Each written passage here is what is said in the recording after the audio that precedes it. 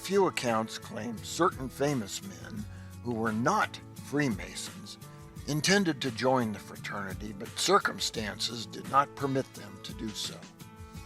Notable among these are Dr. Martin Luther King and President Abraham Lincoln. Some reports say King was to have been made a Mason upon returning from his tragic trip to Memphis.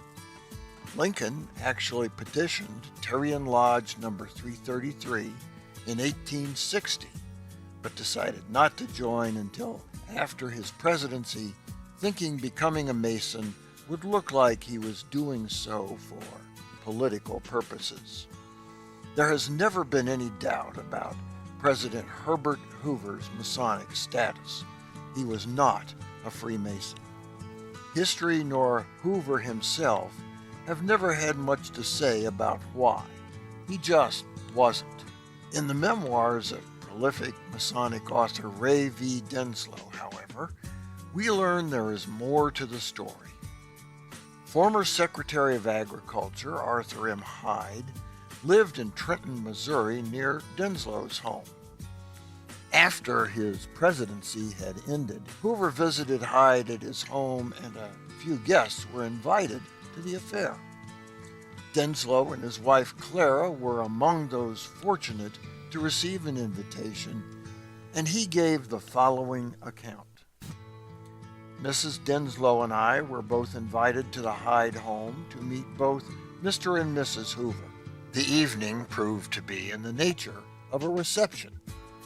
I had opportunity to talk privately with Mr. Hoover for a time and to study him and his wife at close range.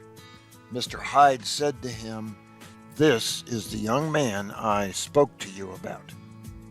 I never did learn what he was speaking about, unless it was that Mr. Hyde told me once that Mr. Hoover would petition the Masonic fraternity if he thought he could get in.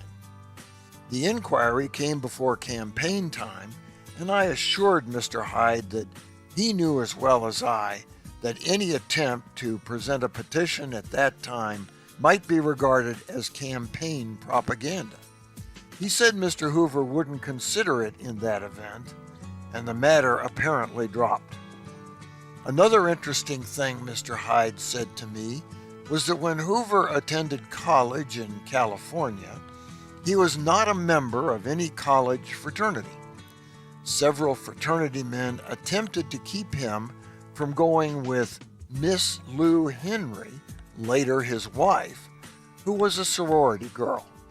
This angered him to such an extent that he always regarded fraternities with a questionable eye. Not until after his experiences in Europe and this country did he assume a favorable attitude towards them. So Hoover's situation then was somewhat similar to Lincoln's.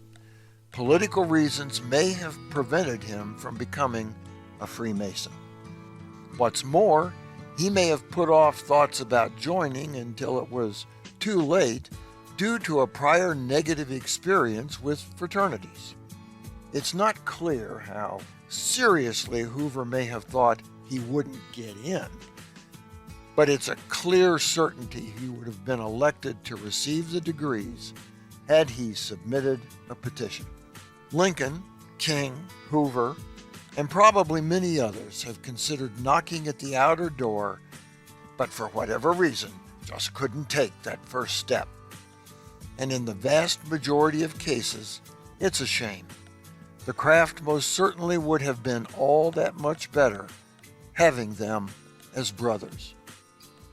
For the Whence Came You podcast, this is Steve Harrison with the Masonic Minute.